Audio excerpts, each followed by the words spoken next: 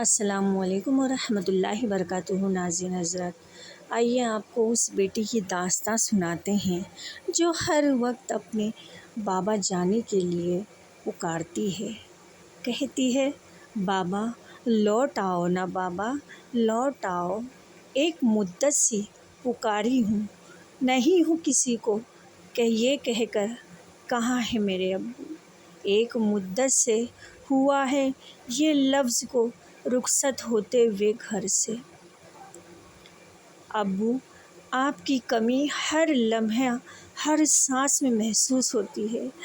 باپ کی وجہ دولت ہی نہیں، سایہ ہی کافی ہوتا ہے۔ اگر باپ کی چپل گھر کے باہر ہو تو اس بیٹی کا ایسا روب ہوتا ہے کہ کوئی شہزادی نکل رہی ہے اور اس شہزادی کو کوئی کچھ نہیں کہہ سکتا۔ اے بابا جانی، ایک مدت ہو گئی ہے یہ پکارے ہوئے کہ پاپا مجھے بازار سے کھلونا لا دو، پاپا اگر آپ ہوتے تو میری عید ہوتی۔ وہ جب بھی عید آتی ہے عید کا زمانہ یاد آتا ہے بابا، اور وہ عید یاد آتی ہے کہ جب ہم بیٹیوں سے آپ کہتے کہ میرے بچے میرے آنکھوں کے تارے ہیں، اور آپ ہمیں ایک طرح کا لباس پہناتے اور سبھی سے یہ کہتے کہ میری بیٹیاں ہر روپ میں ہر جگہ اپنے رنگ میں خوبصورت ہے۔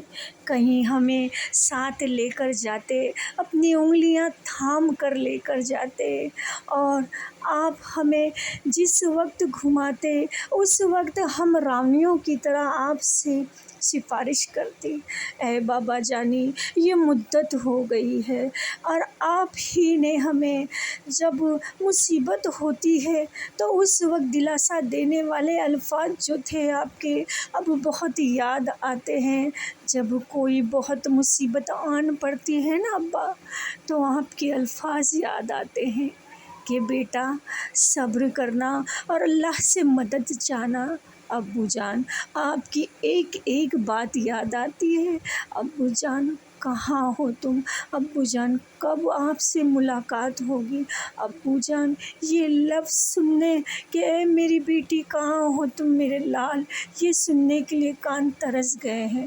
ابو جان جب ہم بہنیں آپ کے ارد گرد بیٹھتے تو آپ ہمیں کہانیاں سنایا کرتے، ہر ایک کہتے کہ ابا جان مجھ سے زیادہ پیار کرتے ہیں، لیکن ابو جان اس وقت آپ سب سے برابر یہی کہتے تھے کہ میرے آنکھوں کے تارے ہو تم، میری شہزادیاں ہو تم۔